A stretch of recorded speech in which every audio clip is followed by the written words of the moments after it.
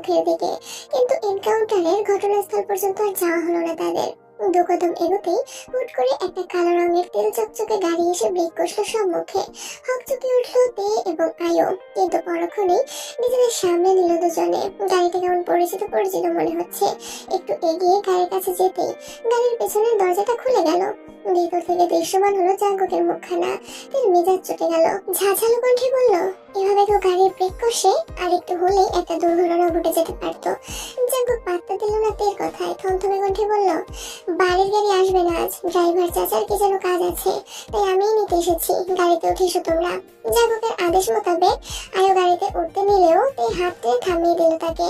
জাঙ্কুকের আদেশকে উপেক্ষা করে বলল, আমরা এখন বাড়িতে যাব না, আপনি আমাদের জন্য একটু অপেক্ষা করলে করুন, নয়তো চলে যান, আমি আর আয়ো একটু পর ফিরবো। জাঙ্কুক ভ্রু কুঁচকালো, কপালে ভাঁজ ফেলে প্রশ্ন করলো, বাড়ি যাবে না কেন, এখানে তোমাদের কাছে এখন?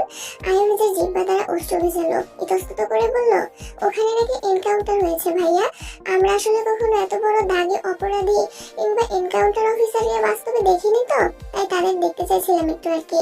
জাঙ্কুকের দৃষ্টি তীক্ষ্ণ হলো, থমথমে কণ্ঠে প্রশ্ন করলো, তাদের দেখে তোদের কি লাভ? আমদামটা শুরু করলো আয়ো, ঢোক গিলে বলল, না মানে দেখতে চাইছিলাম তারা ঠিক কিরকম হয়, কেমন। জাঙ্কুক কপালে ভাঁজ ফেললো, গম্ভীর কণ্ঠে বলল, কিরকম কেমন মানে কি, তাদের মানুষ মনে হয় না তোদের কাছে? আয়ু অপ্রস্তুত হলো, জোরপূর্বক হেসে বলল, না মানে, এটুকু বলতেই তাকে থামিয়ে দিল তে।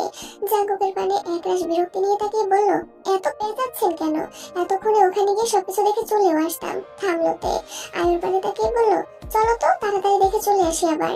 বাক্যটা শেষ করেই আয়ুর হাত ধরে তে আবারও পা বাড়ালো সম্মুখ পানে। অমনি তাদের থমকে উঠলো জাঙ্কুক, ভৎসনা করে বলল, এনকাউন্টার করে অফিসাররা তোমাদের জন্য এখনো লাশ নিয়ে সেখানে বসে আছে বুঝি, তাদের তো আর কোনো কাজকর্ম নেই তাই না? তে আর আয়ু একটু চমকালো, তাকালো পাশে। সত্যি জনমানবের সমাগম আগে থেকে কমতে শুরু করেছে, ঘটনাস্থানের দিকে তেমন কিছুই নেই, আর মানুষও নেই। তাহলে কি সত্যি এনকাউন্টার অফিসাররা চলে গিয়েছে?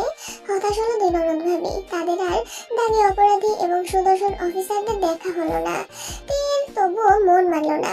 বিষয়টাতে পুরোপুরি নিশ্চিত হতে আরেকবার জাঙ্কুকে জিজ্ঞেস করলো, তারা সত্যিই লাশ নিয়ে চলে গেছে? আমরা যখন এখানে এসেছি তখনই দেখেছি নিয়ে চলে যেতে। থামলো জাঙ্কুক, সম্মুখে ড্রাইভিং সিটে বসা জেহুপের পানে তাকালো সে, দাঁতে দাঁত চেপে বলল, এরপর যদি তোমাদের খুব বেশি এনকাউন্টার দেখার শখ হয় তাহলে আমাকে বলতে পারো, সামনে বসা যে ওই জেহুপ নামক একটা বলদ দেখছো, ওটাকে এখানে এই মুহূর্তে এনকাউন্টার করে দেখিয়ে দিই তোমাদের। জেহুপ ফাঁকা ঢোক গিলল পরপর, আর জাঙ্কুক তার কি করবে কে জানে। তে আর আয়ো ওকে দিয়ে তাকালো গাড়ির সম্মুখ পানে। এতক্ষণ গাড়ির পেছনের অংশে দাঁড়িয়ে দাঁড়িয়ে জাঙ্কুকের সাথে বাক্যালাপের দরুন সামনে বসা জেহুপকে খেয়ালই করেনি তারা। দুজনের দিকে তাকাতে তাকাতে আয়ো হুট করে ভ্রু কুঁচকালো, প্রশ্ন করলো, এই কি ভাইয়া, আজ তোমরা দুজনেই একদম একই ধরনের শার্ট পরেছো যে? জাঙ্কুক কটমট করে তাকালো জেহুপের পানে, দাঁতে দাঁত চেপে বলল, আমার শ্রাদ্ধ করতে। তে আর আয়ু আর কথা বাড়ালো না, এই বান্দা যে কখনো কোনো প্রশ্নের ঠিকঠাক উত্তর দেবে না তা তাদের জানা। তার উপর এখানে এই দুপুরে চড়া রোদে দাঁড়িয়ে থেকেও তো আর লাভ নেই কোনো, তাই দুজনেই চুপচাপ উঠে বসলো গাড়িতে। যেহেতু দেরি করলো না, তে এবং আয়ু উঠে বসতেই গাড়ি চালানো শুরু করলো। দুপুরের তপ্ত রোদ, সূর্যটা খা খা করে প্রকৃতিকে তার দাপট দেখাচ্ছে। চারদিক নীরব নিস্তব্ধতায় ঘেরা, আশেপাশে বাড়িঘর নেই কোনো। এই নীরব নিস্তব্ধ স্থানে মুখোমুখি দাঁড়িয়ে রয়েছে দুই পুরুষ, জাঙ্কুক এবং জেহুপ। জাঙ্কুক বাঘের ন্যায় ধারালো দৃষ্টি নিক্ষেপ করে রয়েছে জেহুপের পানে, আর বেচারা জেহুপ কাঁচুমাচু করে দাঁড়িয়ে রয়েছে তার সম্মুখেই। বেশ কিছুটা সময় অতিবাহিত হলো দুজনের নীরবতাতেই। অতঃপর হুট করে জাঙ্কুক বাজখাই কণ্ঠে চেঁচিয়ে বলল, তুই এনকাউন্টারটা করলি কেন বেয়াদব? এটা কোনো এনকাউন্টার করার সময় ছিল? জেহুপ কেঁপে উঠলো জাঙ্কুকের ধমকে, এলোমেলো দৃষ্টি ফেলে বলল, একটু রাগ উঠে গিয়েছিল স্যার। জাঙ্কুক চোখ বড় বড় করে তাকালো জেহুপের পানে, তেড়ে গিয়ে বলল, একটু রাগ উঠেছে বলে তুই সোজা এনকাউন্টার করে দিবি ওকে? কতবার বলেছি নিজের রাগ সামলাতে। জেহুপ মনে মনে ভেঙচি কাটলো। জাঙ্কুকের সামনে কিছু বলার সাহস না থাকলেও বিড়বিড়িয়ে বলল, নিজের রাগ নিজে সামলাতে পারে না, অথচ আমাকে বলছে রাগ সামলাতে। আপনারই তো চেলা, তাই রাগটাও আপনার মতোই হবে, এটা আমার দোষ কি? জেহুপের কপাল ভালো, জাঙ্কুক শুনলো না তার নিচু কণ্ঠের কথাগুলো। সে নিজের ক্রোধ ধরে রেখে আবার বলল, তোকে আমি কতবার বলেছি রাগ উঠলেও সামলে রাখবি, এমনি গমিও মির্জাকে নিয়ে ঝামেলায় আছি, তার মধ্যে আবার কাইবাবুকে উড়িয়ে দিলি, বুঝতে পারছিস কতটা ভুগতে হবে এটা নিয়ে? জেহুপ সময় নিল একটু, ঢোক গেলে বলল, কিন্তু কাইবাবুর এনকাউন্টারের অর্ডার তো স্যার আগে থেকেই ছিল আমাদের উপর। জাঙ্কুক তেতে উঠলো, দাঁতে দাঁত চেপে বলল, আদেশ থাকলে এনকাউন্টার করতে হবে। গমিও মির্জার লোকেরা আমাদের উপর ক্ষেপে আছে এমনিতেই, এখন কাইবাবুর লোকেরাও পেছনে লাগবে। এদিকে অপারেশনটাও খুব গুরুত্বপূর্ণ। তাছাড়া কাইবাবুর থেকে এই কেস সম্পর্কে কিছু তথ্য পাওয়া গেলেও যেতে পারতো, কিন্তু তুই কি করলি? একদম এনকাউন্টার করে কাইবাবুর মুখটাই বন্ধ করে দিলি। জিহবের ভিতরে কিঞ্চিত অনুতাপ বোধ জাগলো। বুঝলো ক্রোধের বশে সে ভুল করে ফেলেছে একটা। কাঁচুমাচু ভূমিতে বলল, সরি স্যার, আমি বুঝতে পারিনি। জাঙ্কুক চোখ বন্ধ করে নিল, জোরে জোরে কয়েকটা নিঃশ্বাস নিয়ে নিজের ক্রোধ দমনের ব্যর্থ চেষ্টা চালালো। অতঃপর চোখ খুলে বলল, তোর মাথার উপর আগে থেকে 3টা এনকাউন্টার ঝুলছে যে হোক, সব দাগি আসামিদের, তাদের চেলারা তোর নাগাল পাওয়ার জন্য মরিয়া হয়ে উঠেছে। তার মধ্যেই তুই আবার আরেকটা এনকাউন্টার সেরে ফেলেছিস। যে হোক সাথে সাথেই জবাব দিল, 4টা এনকাউন্টারের সব তো আমি করিনি স্যার, 2টো আমি করেছি, 2টো আপনি। তা তো আমি জানি, তুই জানিস, আর কর্তৃপক্ষ জানে, বাহিরের কেউ জানে না। তাই তাদের নজরটা শুধুমাত্র অফিসার জাং হো সিওক ওরফে জিহুপের উপরে, আমার উপরে নয়। থামলো জাঙ্কুক, জিহুপের পানে আবার তেলে গিয়ে বলল, তাছাড়া ওখানে তেয়ার আয়ুর কলেজ ছিল, ওরা একবার ঘটনাস্থলে পৌঁছলে কি হতো জানিস তুই? জিহুপ জাঙ্কুকের থেকে একটু দূরে সরে গেল, নিরাপত্তার দূরত্বে দাঁড়িয়ে বলল, আপনার সাথে সাথে আমিও বউ হারাতাম স্যার, এর বেশি আর কি হতো? কটমট করলো জাঙ্কুক, দাঁতে দাঁত চেপে বলল, এক থাপ্পড়ে তোর দাঁত কপাটি ফেলে দেবো মির্জাফরের বংশধর, আবার বড় বড় কথা বলছিস? যে দাঁত কেলেই হাসলো, নির্বিকার ভঙ্গিতে বলল, আপনার বোনকে আগে বিয়েটা করি, তারপর এক থাপ্পড়ে না পড়লে 5টা থাপ্পড় দিয়ে দাঁত সব ফেলে দিন স্যার। এখন দাঁত ফেলে দিলে আপনার বোনও আমার দিক থেকে মুখ ফিরিয়ে নেবে। আর তার থেকেও বড় কথা হলো, আমার বিয়েতে বরযাত্রী নিয়ে যখন আপনাদের বাড়িতে যাব, তখন ওই বড় বড় গরু, ছাগল, মুরগির পিসগুলো চিবিয়ে চিবিয়ে খেতে হবে না? দাঁত না থাকলে খাবো কি দিয়ে? আমার বোনকে তোর মতো একটা গর্ধবের সাথে কখনোই বিয়ে দেব না। জিহুপের চোখে মুখে বিষণ্ণ ভাব নেমে এলো, কাঁদো কাঁদো হয়ে বলল, আপনি আমার সাথে এমনটা করতে পারেন না স্যার। ট্রেনিং এর সময় আপনি আমাকে কথা দিয়েছিলেন যে আমি যদি আপনার অ্যাসিস্ট্যান্ট পদের যোগ্যতা অর্জন করি, তবে আমার সাথে আপনার বোনকে বিয়ে দিবেন। যদিও এতদিন এ বিষয়ে আমার তেমন আগ্রহ ছিল না। কথাটা বলে থামলো জিহুপ, লাজু হেসে আবার বলল, কিন্তু এখন আপনার বোনকে দেখার পর থেকে আমার হৃদয়ের ঘন্টি বেজে গিয়েছে, উতাল পাতাল ঢেউয়ের সৃষ্টি হয়েছে। এখন আর তাকে ছাড়া আমার পক্ষে সম্ভব নয়। জাঙ্কুক ক্রোধে দিশেহারা হলো, হিসিয়ে বলল, আর একটা আজে বাজে কথা বললে আমি তোর এনকাউন্টার করে দিব বেয়াদব। জিহুপ পাত্তা দিল না জাঙ্কুকের কথায়, স্বাভাবিক ভঙ্গিতেই বলল, আমার সাথে সাথে আপনার বোনের এনকাউন্টারও করে দিয়েন স্যার, দুজন মিলে একসাথে উপরে গিয়ে হানিমুন যাবো ভাবছি। জাঙ্কুক এবার আর নিজের ক্রোধ দমন করতে পারলো না। ছেলেটার ইদানিং সাহস বেড়ে গেছে ব্যাপক। যদিও এই সাহস বরাবরই ছিল এর, শুধুমাত্র জনসম্মুখে ভেজা বিড়াল, তলে তলে কেউ কারো থেকে কম যায় না। জাঙ্কুক হুট করে চোখের পলকের মধ্যে নিজের শার্টের আড়ালে প্যান্টের ভিতরে গোজা বন্দুকটা বের করে হাতে নিল। জিহুপের কপালে ঠিক মাঝ বরাবর বন্দুকের নলটা ঠেকিয়ে বলল, এখনই উপরে পাঠিয়ে দিই তাহলে? জিহুপের চোখ মুখে বিচলিত ভাব দেখা গেল না মোটেই। জাঙ্কুকের কথা শেষ হতে না হতে ঝড়ের গতিতে নিজের পা উঁচিয়ে গোড়ালিতে মোজার মধ্যে গাঁথা নিজের বন্দুকটাও বের করে আনলো সে। জাঙ্কুকের কপালে ঠেকিয়ে বলল, আমি মরলে আপনাকেও মরতে হবে স্যার। আপনি আমাকে গুলি করার পর ঠিক যে কয় সেকেন্ড আমার দিয়ে প্রাণ থাকবে, ওই কয় সেকেন্ড আপনিও শেষ। থামলো জিহুপ, বাঁকা হেসে বলল, আমি একা মরায় বিশ্বাসী নই স্যার, নিজের হত্যাকারীকে নিজ হাতে মেরে তারপর মরাই বিশ্বাসী। জাঙ্কুক জিহুপের কপাল থেকে বন্দুক সরিয়ে নিল, ফিচেল হেসে বলল, আমি ইমপ্রেসড। থামলো জাঙ্কুক, দাঁতে দাঁত চেপে বলল, আজ শুধুমাত্র এই কথাটার জন্য বেঁচে গেলি তুই, নয়তো এই মুহূর্তে তোর পাছায় লাথি মেরে অপারেশন থেকে বের করে দিতাম বেয়াদব। জিহুপ জাঙ্কুকের কপাল থেকে বন্দুকটা সরিয়ে নিল, বুকে হাত দিয়ে বড় বড় কয়েকটা নিঃশ্বাস নিল। কত সাহস বুকে নিয়ে সে এতক্ষণ জাঙ্কুকের সম্মুখে দাঁড়িয়ে ছিল তা একমাত্র সেই জানে। এই জাঙ্কুক বেটাকে তো বিশ্বাস নেই, এই সত্যি সত্যিই তাকে গুলি করে দিতে পারতো। জিহুপের তো এক সেকেন্ডের জন্য মনে হচ্ছিল তার এই জীবনের অন্তিম ক্ষণ জাঙ্কুকের বোনকে বোধহয় এই জন্মে আর বিয়ে করা হলো না। তারপর যেভাবেই হোক কাইবাবুকে মেরেও এ যাত্রা বেঁচে গেল বেচারা। জিহুপ কয়েকটা নিঃশ্বাস নিয়ে নিজেকে ধাতস্থ করলো, কণ্ঠ কিছুটা স্বাভাবিক করে বলল, আমি যা করে ফেলেছি রাগের মাথায় স্যার, কিন্তু এই অপারেশনটা আমার স্বপ্ন। জাঙ্কুক তাকালো জিহুপের পানে, সে নিজেও জানে এটা জিহুপের স্বপ্ন। এই পেশায় আসার পর জিহুপের প্রথম বড় কোনো কাজ এটা। জাঙ্কুক এবার বেশ ঠান্ডা কণ্ঠেই বলল, স্বপ্ন হলে ধীর গতিতে মাথা খাটিয়ে সেই স্বপ্ন পূরণের পথে পা বাড়াতে হয়। আমরা এখন এমন অবস্থানে নেই যে হুটহাট মাথা গরম করে সিদ্ধান্ত নিয়ে নিব। জিহুপ মাথা নিচু করে ফেললো, কাঁচুমাচু হয়ে বলল, সরি স্যার। এসব সরি তোর কাছেই রাখ, আর ভাবতে থাক এই এনকাউন্টারের ব্যাপারে স্যারকে কি জবাব দিবি। জিহুপ ঢোক গিলল, ভয়ার্ত কণ্ঠে বলল, এবারের মতো ওনার হাত থেকে বাঁচিয়ে নিন স্যার, উনি আমাকে এমনি সহ্য করতে পারেন না। এরপর যদি এনকাউন্টারের ব্যাপারে শোনে, তাহলে সোজা আমারই এনকাউন্টার করে উপরে পাঠিয়ে দেবে, তারপর আপনার বোনকে কে বিয়ে করবে বলুন? আর সে তো বিয়ের আগেই বিধবা হবে স্যার। জাঙ্কুক এবার তীক্ষ্ণ দৃষ্টিতে তাকালো জিহপের পানে, অতঃপর পাশেই তাদের দাঁড় করানো গাড়ির ড্রাইভিং সিটে উঠে বসলো। জানালা থেকে মুখ বাড়িয়ে জিহপকে বলল, তুই এখান থেকে এখন হেঁটে হেঁটে বাড়িতে যাবি, নয়তো আমার বোনকেও পাবি না। আর উপর মহলের সাথেও তোর এই এনকাউন্টার নিয়ে কোনো সুপারিশও করতে পারবো না, বলে দিলাম আমি। জিহপ আটকে উঠলো। যে বাড়িতে সে থাকে তার দূরত্ব এখান থেকে কমপক্ষে 2 কিলোমিটার। এই পুরো পথটা হেঁটে যাবে সে। জিহপ ছুটে গেল গাড়ির পানে, ব্যস্ত হয়ে বলল, আমি এতটা পথ কিভাবে হেঁটে যাব? আমার পা ফুলে যাবে। আমার উপর এত বড় জুলুম করবেন না স্যার। আমাকে প্লিজ গাড়িতে নিয়ে নিন, দরকার হয় অর্ধেক পথ গিয়ে নামিয়ে দেবেন। জাঙ্কুক চোখ ছোট ছোট করে তাকালো জিহপের পানে, অস্ত্র পাকিয়ে বলল, এতটা পথ কোথায়? মাত্র 2 কিলোমিটার। ট্রেনিং এর সময় রোজ এর থেকেও তো বেশি দৌড়াতি। আর এখন 2 কিলোমিটারে ভয়? মহিলাদের মতো ঢং বাদ দিয়েছি হোক, নয়তো টানা 10 কিলোমিটার দৌড়াতে হবে তোকে। আর হ্যাঁ, অবশ্যই হেঁটে হেঁটে আমার বাড়িতে যাবি, তোর বাড়িতে না। জিহপ আরো কিছু বলবে তার আগে জাঙ্কুক গাড়িতে স্টার্ট দিল। সাই সাই করে গাড়িটা নিয়ে চলল সম্মুখের দিকে। জিহপ হকচকিয়ে গেল, সময় ব্যয় না করে গাড়ির পিছনে ছুট লাগালো। চিৎকার করে বলল, স্যার আমাকে ফেলে যাবেন না, আমাকে নিয়ে যান। জাঙ্কুক শুনলো না জিহপের কোনো কথা, গাড়ি থামালো না সে। জিহপের মেজাজ বিগড়ে গেল। লোকটা সবসময় ওর সাথে এমন করে। বাড়িতে মায়ের সাথেও পারে না, বউয়ের সাথেও পারে না, পারে শুধু ওর সাথে। জিহপ ক্রোধে দিশেহারা হলো, ব্যস্ত হয়ে তাকালো আশেপাশে। একটা অর্ধখণ্ড ইটের টুকরা চোখে পড়লো তার। তড়িঘড়ি করে ইটের খণ্ডটা হাতে তুলে নিল, দাঁতে দাঁত চেপে বলল, আমি তোর বোনকে বিয়ে করব, তারপর তুই হবি আমার শালা শালা। অফিসে তোর চললেও বাড়িতে কাজ চলে আমিও দেখে ছাড়বো।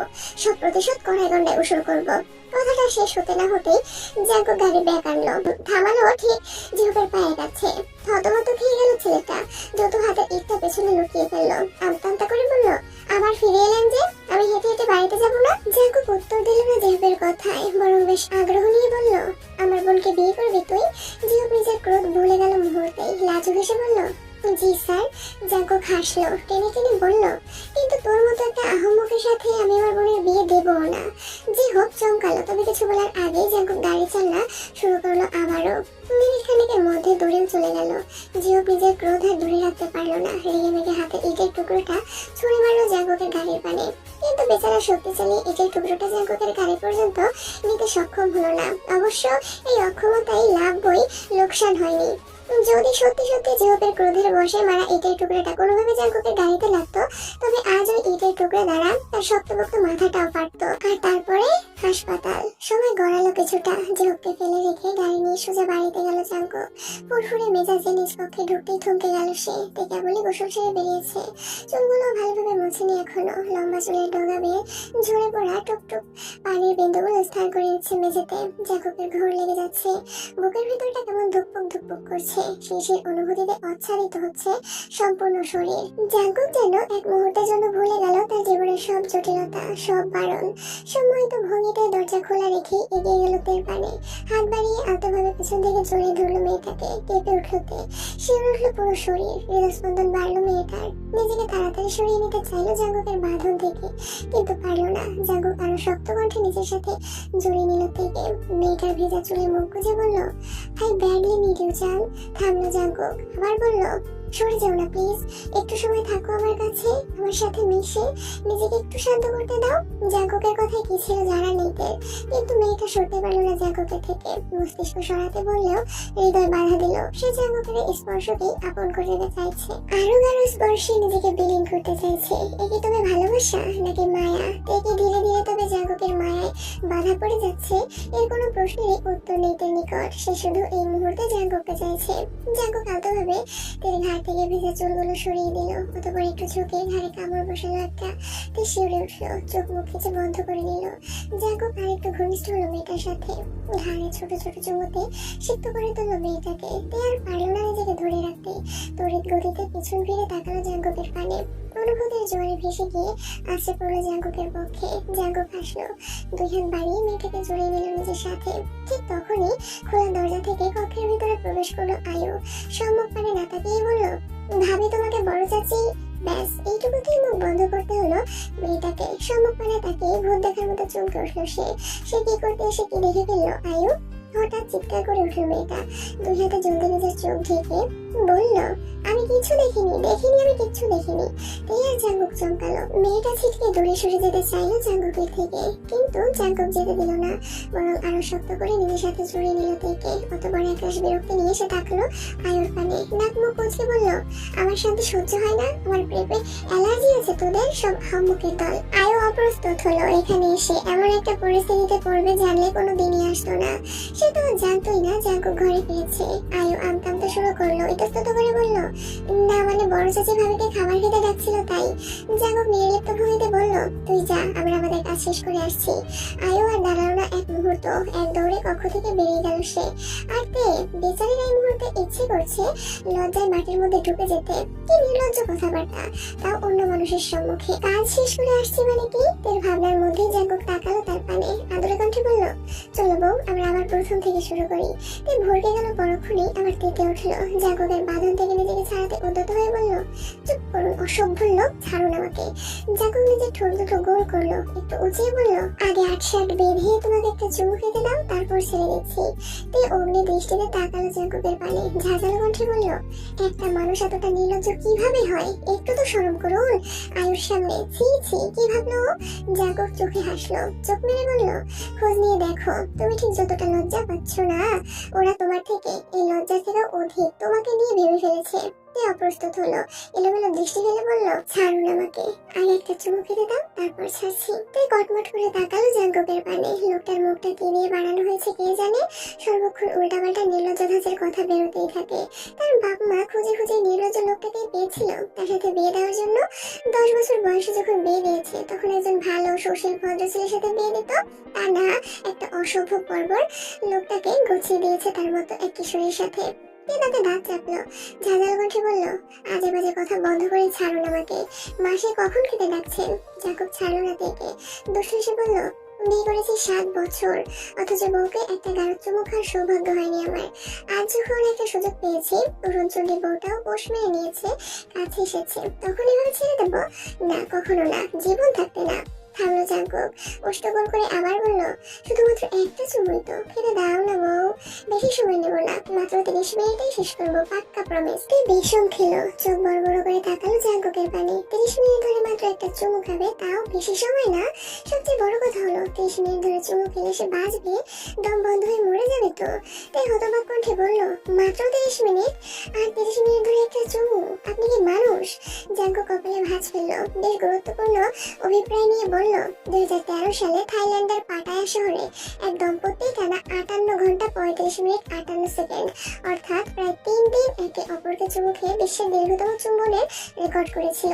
সেখানে আমি বিয়ে করেও প্রায় 7 বছর চুমু অনাহারে কাটানোর পর বউকে মাত্র 30 মিনিট ধরে একটা চুমু খেতে চেয়েছি। এই সময়টাকে তোমার নিকট খুব বেশি নাকি? তাই বিস্মিত হলাম। টানা 58 ঘন্টা 35 মিনিট 58 সেকেন্ড, এত লম্বা চুমু ছিল। কোন দম্পতি এই চুমু খেয়েছে? তারা মানুষ তো নাকি অন্য কোনো গ্রহের প্রাণী? মানুষের রূপ ধরে পৃথিবীতে হানা দিয়েছে নাকি? তাই বিস্মিত সুরে প্রশ্ন করলো, এরা কি এই প্রায় 3 দিন খাওয়া দাওয়া ছেড়ে শুধু চুমুই খেয়েছিল? ওদের পেটে ক্ষুধা লাগেনি, গলায় পানির পিপাসা লাগেনি, ওয়াশরুমে যাওয়ার প্রয়োজন পড়েনি? আচ্ছা, ওরা বেঁচে আছে তো? জাঙ্গুক মাথা ঝাঁকালো, বিশ্বাসের সহিত বলল, অবশ্যই বেঁচে আছে, এখন তুমি আমাকে একখানা চুমু দিয়ে বাঁচিয়ে দাও। কথাটা বলে থামলো জাঙ্গুক, ভাবুক ভঙ্গিতে আবার বলল, 30 মিনিট একদম কম হয়ে গেছে। দীর্ঘ 7 বছর চুমু অনাহারে থাকার পর আমার অন্তত একটানা 7 দিন চুমু খাওয়া উচিত, নয়তো এই চুমুর দুনিয়ায় আমার মানিজ্জত বলে আর কিছুই থাকবে না। হতবাক হলো, চুমুর দুনিয়া আবার কোন দুনিয়া? বাপের জন্ম তো এই নাম শুনেনি সে। লোকটা কি পাগল টাগল হলো নাকি? অবশ্য এই নতুন করে আর কি পাগল হবে, এ তো আগে থেকেই পাগল, বদ্ধ উন্মাদ। তার ভাবনার মধ্যে জাঙ্গুক নিজের প্রথম চুমু খাওয়ার প্রস্তুতি নিল। ধীর গতিতে নিজের অস্ত্র এগিয়ে নিয়ে যেতে শুরু করলো মেয়েটার অস্ত্রের নিকট। ভরকে গেলতে হৃদয় করা লাগলো 7 দিনের চুমুর প্রসঙ্গটা। প্রথম 30 মিনিট চুমুর ব্যাপারটা শ্রবণেই তো তার মাথা ঘুরে উঠেছিল, আর এখন 7 দিন তার মাথা ঘুরে উঠলো। এই চুমু খেতে গিয়ে নিশ্চিত তাকে উপরে চলে যাওয়ার টিকিট কাটতে হবে। তারপর বাংলাদেশের পেপার পত্রিকা এবং টিভি চ্যানেলগুলো বড় বড় করে তাদের শিরোনাম লিখবে, চুমু খেতে গিয়ে মৃত্যু জাঙ্গুক এবং তে নামক এক দম্পতির। ব্যাস, মানিজ্জত সব মাটিতে। জীবন থাকতে তো এই ব্যাটার জ্বালায় মানিজ্জত নিয়ে টানাটানি লাগতো মিনিটে মিনিটে। এই যেমন একটু আগে আর মুখে লেগেছিল, তারপর যদি এবার চুমু খেতে গিয়ে মৃত্যু হয়, তাহলে মানিজ্জত পেপার পত্রিকা আর টিভি চ্যানেলে গড়াগড়ি খাবে। উপরে বসে বসেও এই লোককে বিয়ে করার জন্য কপাল চাপড়াতে হবে তেল। নিজের কল্পনায় নিজে শিউরে উঠল তে। দ্রুত নিজেকে জাঙ্কুকের বাঁধন থেকে মুক্ত করতে ব্যস্ত হলো, কিন্তু পারল না। জাঙ্কুকের মতো অনেক হাতির মতো মানবের শক্তির সাথে তেল এমন পিঁপড়ার কি পেরে ওঠা সম্ভব নাকি? তবে নিজেকে ছাড়াতে তো হবেই, নয়তো নির্ঘাত 7 দিনের চুমুতে টিভি চ্যানেলের শীর্ষে চলে যাবে। আশেপাশে দৃষ্টি ঘোরালো, হুট করে নিজের পা দ্বারা আঘাত করলো জাঙ্কুকের পায়ে। আকস্মিক আক্রমণে হকচকে উঠল জাঙ্কুক। অসাবধানতা বশত হাতের বাঁধনটাও আলগা হলো। ব্যাস, এই সুযোগ। তিনি নিজের 2 হাত তুলে ধাক্কা মারল জাঙ্কুককে। সব দিক মিলিয়ে টালমাটাল হারালো বেচারা। নিজের ভারসাম্য ধরে রাখতে না পেরে ঠাস করে বসে পড়লো মেঝেতে। জাঙ্কুক যেন মেঝেতে নয়, আকাশ থেকে পড়লো মাত্রই। আকস্মিক বিস্ফোরিত দৃষ্টিতে তাকালো তের পানে। অবিশ্বাস্য কণ্ঠে বলল, বউ, তুমি আমাকে ফেলে দিলে, এক প্রকার মারলে আমাকে, তাও কি একটা চুমু খেতে চেয়েছি সেই অপরাধে? কথাটা বলে জাঙ্কুক নিজের কপাল চাপড়ালো। তারপরে হাজারি করে বলল, আল্লাহ, কি করে যে গেল রে দুনিয়ায়! বউকে চুমু খেতে চাওয়ার অপরাধে শেষ পর্যন্ত মারলো আমাকে। এই মুখ আমি এখন লোকসমাজে কিভাবে দেখাবো, কিভাবে? প্রথমে জাঙ্কুকে পড়ে যেতে দেখে খারাপ লেগেছিল তের। সে এত জোরেও ধাক্কা মারিনি যে পড়ে যাবে, তবুও পড়েছে। একটু সহানুভূতিও দেখাতে চেয়েছিল মেয়েটার স্বামীর প্রতি, কিন্তু এই মুহূর্তের কথা শুনে সহানুভূতি তো দূরে থাক, আরেকবার জোরে সোরে ধাক্কা মেরে ছাদ থেকে ফেলে দিতে ইচ্ছে হচ্ছে। তে কটমট করে তাকালো জাঙ্কুকের পানে, তাতে দাঁত চেপে বলল, নাটকবাজ একটা। জাঙ্কুকের আহাজারি বাড়লো, কাঁদো কাঁদো কণ্ঠে বলল, ছি ছি বউ, তুমি আমাকে এত বড় একটা অপবাদ দিতে পারলে? আমি নাটকবাজ?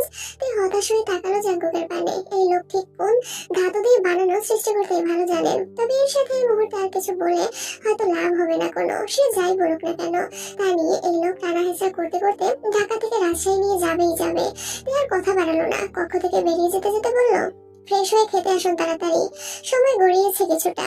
ইতিমধ্যে খাওয়া দাওয়া শেষ সবার। খাওয়ার পরে সবাই যার যার কক্ষে চলে গেলেও আয়ু, জাঙ্কুক, তে, লি জাংসুক এবং ইয়োনো বসে রয়েছে বসার কক্ষেই। অল্প স্বল্প গল্প গুজবে মত্ত হয়েছে তারা।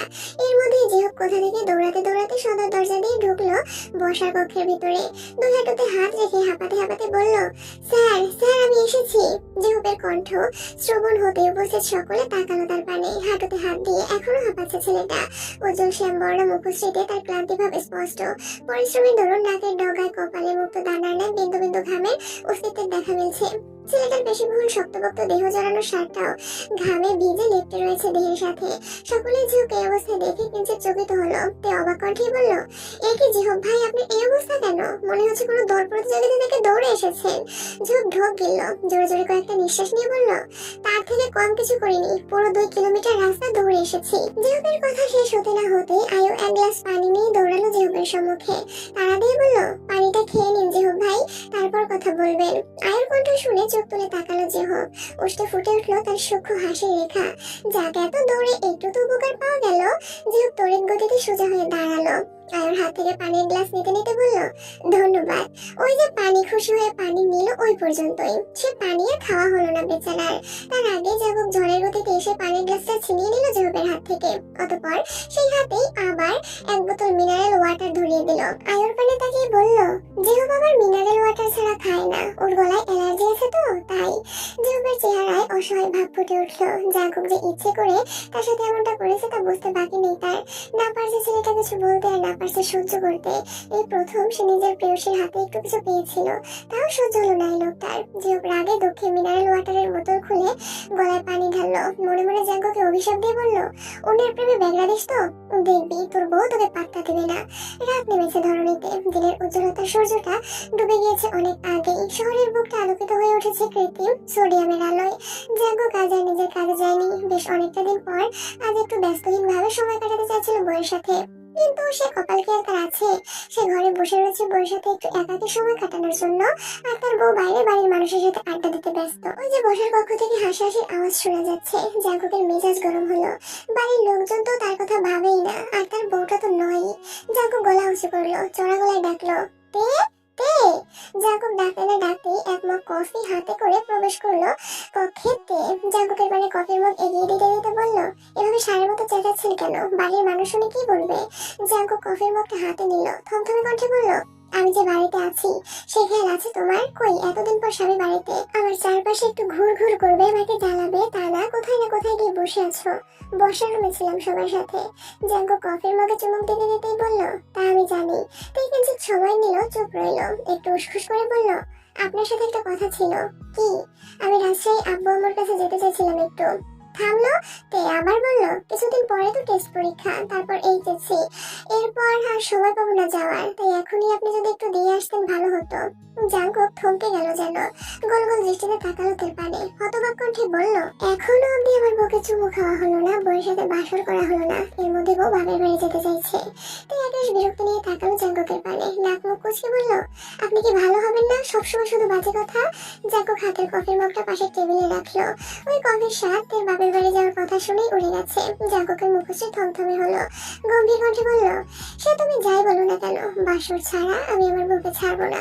তার উপর আবার ও বাড়িতে সব রাজাকার আলবদর আর সবচেয়ে ভরপুর। পরবর্তীতে যদি ওরা জোর করে আমার বউকে আটকে রাখে তখন কি হবে আমার? তুই ভ্রু কুচকালো।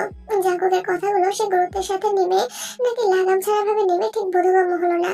লোকটা গুরুত্বপূর্ণ কথাতেও যে ধরনের শব্দের ব্যবহার করে তাতে তা গুরুত্বপূর্ণ তালিকায় ফেলা যায় না। আপনি এগিয়ে গিয়ে বিছানার উপরে বসলো, কিছুটা ঝাঁঝালো কণ্ঠে বলল, তাদের জোর করে আমাকে আটকে রাখার প্রয়োজন হবে না, আমি নিজেই আসবো না আর এখানে। একটা অসভ্য নির্লজ্জ পুরুষ।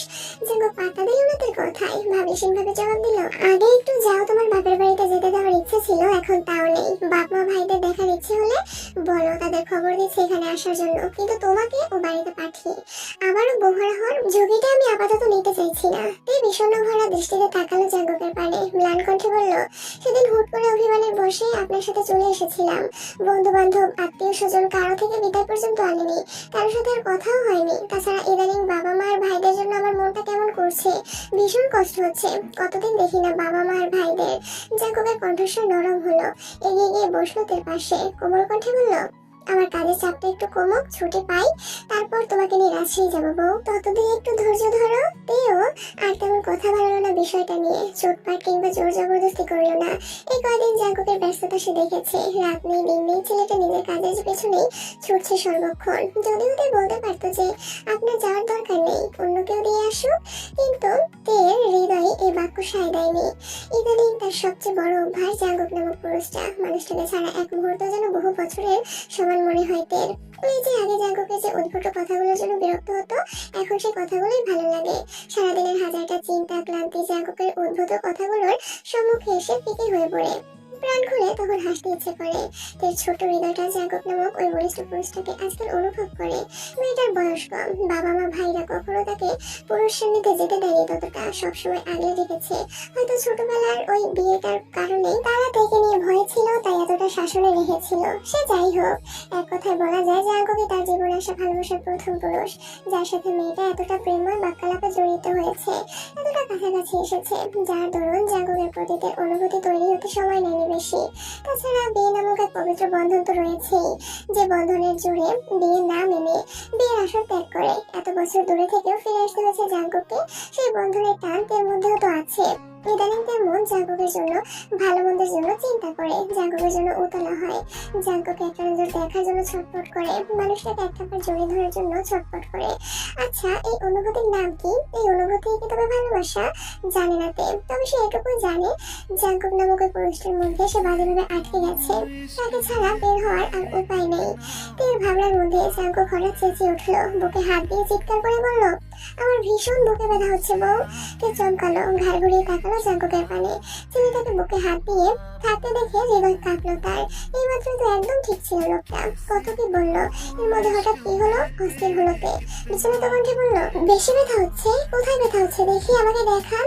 জাঙ্কুক বুকে হাত দিয়ে বিছানায় শুয়ে পড়লো, জোরে নিঃশ্বাস নিতে বলল, আমার বোধহয় হার্ট অ্যাটাক হয়েছে বউ, হার্টের মধ্যে কেমন একটা করছে। থামলো জাঙ্কুক, নিঃশ্বাস আটকে থেমে থেমে আবার বলল, উফ, কি চিনচিনে ব্যথা হচ্ছে বুকের মধ্যে, দম বন্ধ হয়ে আসছে, আমি বোধহয় আজকেই শেষ। শেষ মানে কি? তে আরো অস্থির হলো, দমড়ে মুচড়ে উঠলো তার ছোট্ট কলিজাটা। সত্যি যদি হার্ট অ্যাটাক করে মানুষটা তখন কি হবে? আজকাল তো আর রোগ শোকের কোনো বয়স নেই, যখন ইচ্ছে হারা দেয়। তে ভয় জাগলো, হারানোর ভয়ে দিশেহারা হয়ে উঠলো মেয়েটা। ব্যাকুল হয়ে বলল, আপনার কিচ্ছু হবে না, আমি এখনই আপনাকে ডাক্তারের কাছে নিয়ে যাবো, একটু অপেক্ষা করুন। কথাটা বলেই তেতরে তড়ি ঘড়ি করে নামতে শুরু করলো বিছানা থেকে। জাঙ্কুক তৎক্ষণাৎ পেছন থেকে হাত টেনে ধরলো মেয়েটার। আগের নাই বুকে হাত দিয়ে বলল, কারো কাছে নিতে হবে না, তুমি শুধু আমার ঠোঁটে একটা গাঢ় চুমু খাও, তাহলেই সব ঠিক হয়ে যাবে। তে ভরকে গেল প্রথমে, তবে পরক্ষণে পুরো ঘটনা মস্তিষ্কে হানা দিতেই চোখ মুখ শক্ত হয়ে উঠলো। তার মানে এই লোকটা তখন নাটক করছিল তার সাথে, আর সে কতটা ভয় পেয়েছিল। এখনো মুখটা কাঁপছে দূর দূর। তে রাগে দুঃখে এই মুহূর্তে কান্না পেয়ে গেল। লোকটা এতটা বর্বর কেন? ছলছল করে উঠলো মেয়েটার চুল দুটো। জাঙ্কুক চমকালো। এর চোখে পানি কেন? সে কি কোনোভাবে থেকে কষ্ট দিয়ে ফেলেছে? বিচলিত হলো জাঙ্কুক। দ্রুত নিজের অভিনয় বাদ দিয়ে উঠে বসলো সে। অস্থির কণ্ঠে বলল, কি হয়েছে, কাঁদছো কেন? তে জাঙ্কুকের নিকট থেকে দূরে সরে গেল। দুই হাতের উল্টো পিঠে চোখ মুছলো নিজের। অভিমানী কণ্ঠে বলল, আপনার সাথে আমার কোনো কথা নেই। আপনি আপনার মতো থাকুন, আমি আমার মতো থাকবো। আপনাকে বিশ্বাস করাই ভুল হয়েছে। একটা মিথ্যাবাদী শয়তান লোক। জাঙ্কুক বোধহয় বুঝলো তার কথাগুলোর মানে। সে এগিয়ে গেল মেয়েটার পানে। মেয়েটি এসে বলল, তুমি কি সবটা সত্যি ভেবে নিয়েছিলে? আমি তো মজা করছিলাম। সরি, আমি বুঝতে পারি তুমি এতটা উত্তেজিত হয়ে পড়বে। তাই মুখ বাঁকিয়ে নিল অন্যদিকে। অভিমানী কণ্ঠে আবারও বলল, আপনাকে কিছু বোঝাতে হবে না, শুধুমাত্র দূরে থাকুন আমার থেকে, আর কথাও বলবেন না আমার সাথে। জাঙ্কুক হাসলো। স্ত্রীর অভিমানে তার বিচলিত হওয়ার কথা থাকলেও প্রশান্তি অনুভব করলো। তেই তাকে নিয়ে ভেবেছে তার একটু অভিনয় দিশেহারা হয়েছে। এর থেকে শুভকর আর কি হতে পারে? তের কথা অনুযায়ী নিজেদের মধ্যে দূরত্ব বাড়ালো না জাঙ্কুক, বরং নিজের দুই হাত বাড়িয়ে শক্তভাবে জড়িয়ে ধরলো স্ত্রীকে। আদরে কণ্ঠে বলল, তোমার থেকে দূরে সরে থাকা এই জীবনে হয়তো আমার সম্ভব নয় বউ, আর কথা না বলে থাকা তো অসম্ভবের উপরেও অসম্ভব। তোমার বউয়ের সাথে আমি কথা না বলে কিভাবে থাকবো? অভিমানের মধ্যে প্রিয় মানুষের সান্নিধ্য পেলে অভিমানে প্রথম পর্যায়ে বাড়ে বই কমে না, পরবর্তীতে হয়তো প্রিয় মানুষের আদর ভালোবাসা একটু একটু করে কমে যায়। তার অভিমানটাও ঠিক তেমন আকারে ধারণ করলো। হাত চালিয়ে জাঙ্কুকের থেকে ছাড়িয়ে নিতে চাইল নিজেকে। জাঙ্কুক ছাড়লো না। হুট করে এসে প্রশ্ন করে বসলো, ভালোবাসো আমায়? তাই থমকে গেল। হৃদয়ে কম্পন ধরলো তার। ভালোবাসা? সত্যি কি সে ভালোবাসে জাঙ্কুককে? যদি ভালো নাই বাসতো, তবে তার হৃদয়ে জাঙ্কুককে নিয়ে অনুভূতিগুলো কিসের? চোখ তুলে তাকালো জাঙ্কুকের পানে। জাঙ্কুক আলতোভাবে চুমু খেলো স্ত্রীর ললাটে। মৃদু কণ্ঠে আবার শোধালো, ভালোবাসো আমায়? তাই র্যামড্যাপ করে কেঞ্চের সময় নিয়ে তাকিয়ে রইল জাঙ্কুকের পানে। অতঃপর অস্ত্র ফাঁক করলো কিছু বলার উদ্দেশ্যে, কিন্তু বলতে আর পারলো না। তার আগেই বিছানায় ফেলে রাখা জাঙ্কুকের মোবাইলটা বেজে উঠলো প্রবল ঝংকার তুলে। জাঙ্কুক বিরক্ত হলো। বইয়ের সাথে এত সুন্দর একটা মুহূর্ত আবার কে বিরক্ত করে? অবশ্য সবসময় এমনই হয়। পোড়া কপাল তার। বইয়ের একটু সান্নিধ্য গেলে পুরো পৃথিবীর বিপক্ষে চলে যায়। তার জীবনের একটু ভালো মুহূর্ত সহ্য হয় না কারো। মনের মধ্যে একরাশ বিরক্তি নিয়ে নাম্বার না দেখেই গোটা ধরলো সে। তেরপানে দৃষ্টি রেখেই বলল, হ্যালো, আসসালামু আলাইকুম, কে বলছেন? ওপাশ থেকে কি বললো শোনা গেল না, তবে মুহূর্তে চোখ মুখ শক্ত হয়ে উঠলো জাঙ্কুকের। তেকে ধরে রাখা হাতটাও আলগা হলো। গম্ভীর কণ্ঠে বলল, আসছি আমি। কথাটা বলে কল কাটলো জাঙ্কুক। তেকে ছেড়ে উঠে দাঁড়ালো সে। বাসায় পরা টি শার্ট আর ট্রাউজার শরীরে নিয়ে পা বাড়ালো বাইরের দিকে। যেতে যেতে থেকে বলল, আমার আসতে দেরি হতে পারে, ঘুমিয়ে পড়ো তাড়াতাড়ি। আগে কখনোতে পিছু না ডাকলেও আজ কেন যেন মেয়েটা পিছু ডাকলো জাঙ্কুককে। হুট করেই বলল, শুনুন। জাঙ্কুক থমকে দাঁড়ালো। পিছু ফিরে বলল, বলবে কিছু?